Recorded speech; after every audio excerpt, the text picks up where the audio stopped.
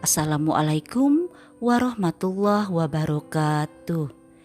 Bertemu kembali dengan Ibu dan mudah-mudahan pada hari ini kita selalu dalam lindungan Allah Subhanahu wa taala.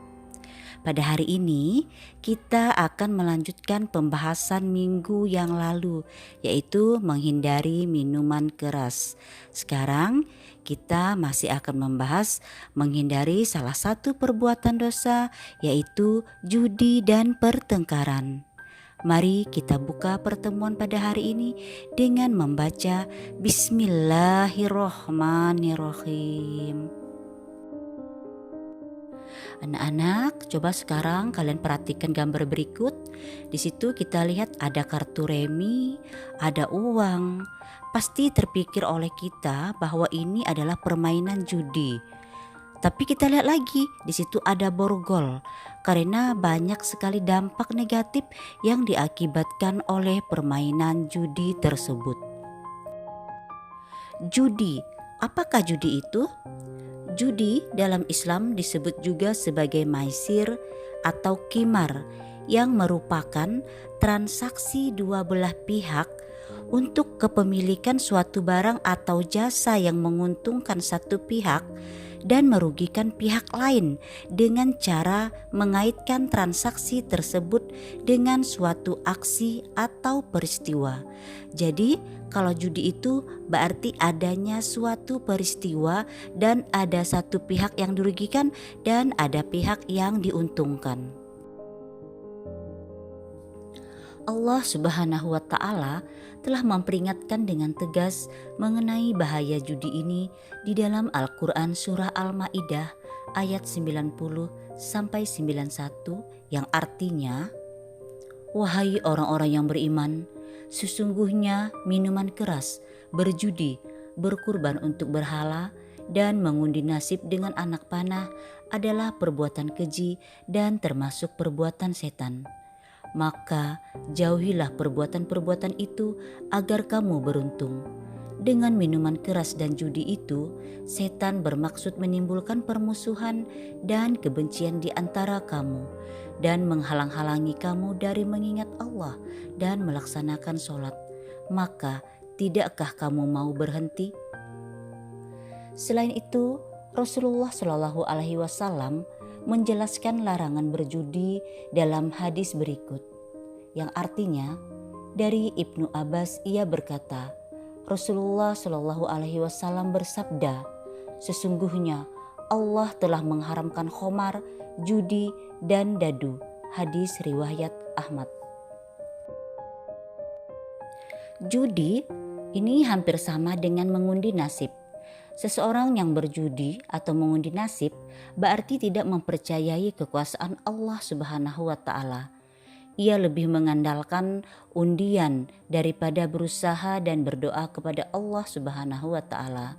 Seseorang yang berjudi atau mengundi nasib mengisyaratkan bahwa ia malas berusaha dan tidak mempercayai kemampuan diri sendiri. Anak-anak Ibu, sekarang kita lihat. Suatu permainan bisa disebut judi jika terdapat 3 unsur di dalamnya. Apa saja unsur tersebut? Yang pertama, adanya taruhan harta atau materi yang berasal dari kedua pihak yang berjudi. Yang kedua, adanya suatu permainan yang digunakan untuk menentukan siapa yang menang dan siapa yang kalah. Yang ketiga, pihak yang menang akan mengambil sebagian atau seluruh harta yang dijadikan taruhan dari pihak yang kalah. Sedangkan bentuk-bentuk perjudian antara lain berjudi dengan kartu remi, dadu, lotre, togel, menyambung binatang, dan masih banyak lagi bentuk-bentuk yang lain. Judi dilakukan besar atau kecil, hukumnya tetap haram karena ada pihak yang dirugikan. Nah, anak-anak Ibu, itulah tadi pembahasan tentang judi. Dari minuman keras dan judi tersebut, salah satu akibat yang ditimbulkannya adalah pertengkaran. Pertengkaran merupakan sebuah sikap ingin menang atau tidak ada yang mau mengalah akan yang diinginkannya. Pertengkaran terjadi, diawali dengan sebuah percekcokan, kemudian timbul perdebatan hingga akhirnya pertengkaran muncul. Allah Subhanahu wa Ta'ala sangat membenci pertengkaran karena hanya memutuskan tali silaturahmi antar umat dan dapat menimbulkan korban jiwa. Firman Allah Subhanahu wa Ta'ala untuk menghindari pertengkaran terdapat dalam Al-Quran surah Al-Ma'idah ayat 32 yang artinya, oleh karena itu kami tetapkan suatu hukum bagi Bani Israel bahwa barang siapa membunuh seseorang bukan karena orang itu membunuh orang lain atau bukan karena berbuat kerusakan di bumi, maka seakan-akan dia telah membunuh semua manusia. Barang siapa memelihara kehidupan seorang manusia, maka seakan-akan dia telah memelihara kehidupan semua manusia. Sesungguhnya Rasul kami telah datang kepada mereka dengan membawa keterangan-keterangan yang jelas, tetapi kemudian banyak di antara mereka setelah itu melampaui batas di bumi. Jadi Quran surah Al-Ma'idah ayat 32 ini bukan hanya untuk kaum Bani Israel, tetapi untuk semua manusia dari zaman dahulu sampai zaman masa yang akan datang. Anak-anak ibu, Islam memandang bahwa pertengkaran dan pembunuhan sebagai perbuatan merusak kehidupan di bumi.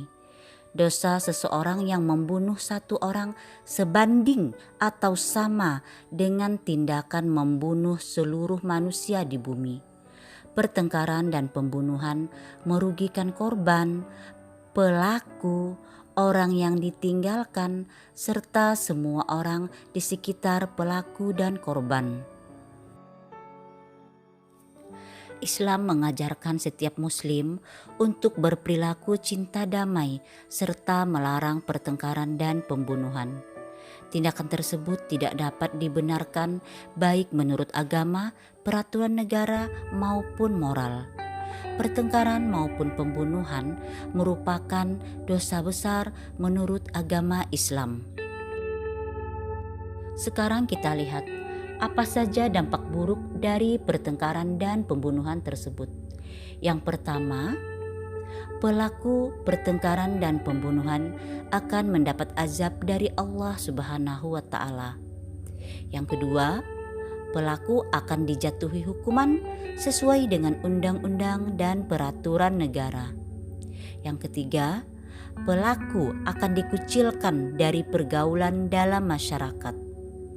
Yang keempat, hidup pelaku pembunuhan dan pertengkaran tidak akan tenang dan selalu was-was. Yang kelima, akan menimbulkan kecemasan dan kekhawatiran bagi masyarakat. Sebagai seorang pelajar, hendaknya kamu harus menghindari pertikaian, pertengkaran, maupun tawuran. Pertengkaran biasanya dipicu oleh perilaku saling mengejek. Oleh karena itu, anak-anak ibu, jaga lisan, jaga perbuatan supaya tidak menyakiti hati orang lain. Biasakan untuk berperilaku terpuji supaya bisa mencegah pertengkaran dengan teman. Jauhilah segala perilaku yang berpotensi untuk menimbulkan pertengkaran, karena pertengkaran dapat berujung pada tindakan pembunuhan. Selanjutnya, kita akan membahas bagaimana cara menghindari minuman keras, judi, dan pertengkaran. Yang pertama yang kita lakukan adalah bergaul dengan sahabat yang soleh. Sahabat yang baik adalah sahabat yang saling mengingatkan dalam kebenaran dan kesabaran. Bergaullah dengan sahabat yang dapat mengingatkan kita pada jalan yang diridhoi oleh Allah Subhanahu wa Ta'ala. Karena sahabat yang soleh akan senantiasa mengingatkan kita agar terhindar dari perbuatan dosa.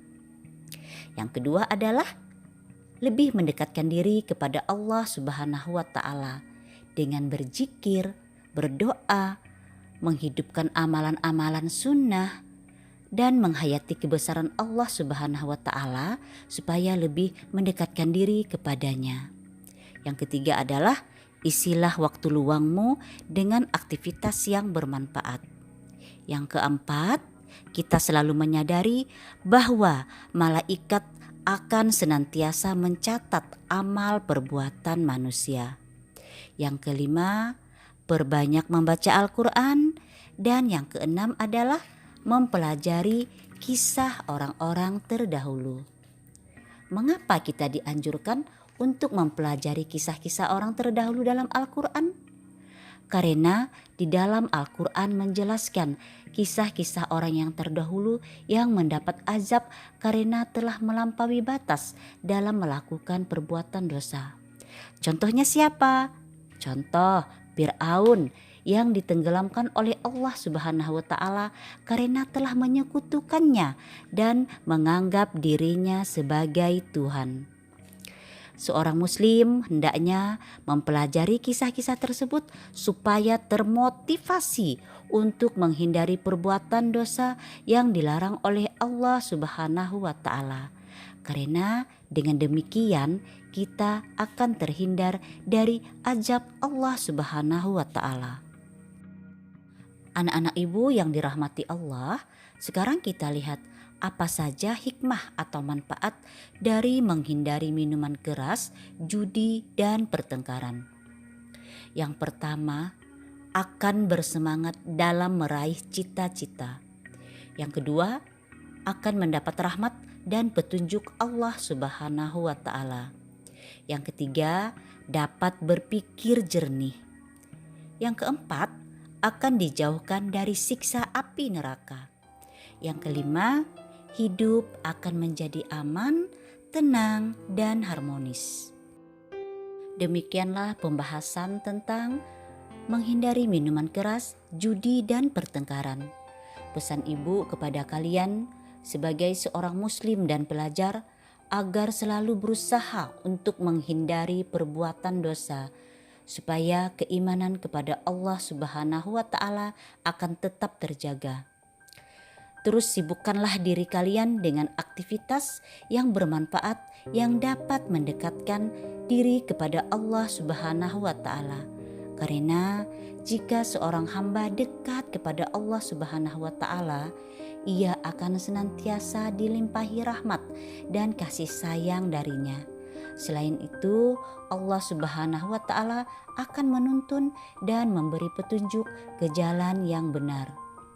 Semoga apa yang kita lakukan pada hari ini mendapat ridho dari Allah Subhanahu wa Ta'ala. Amin.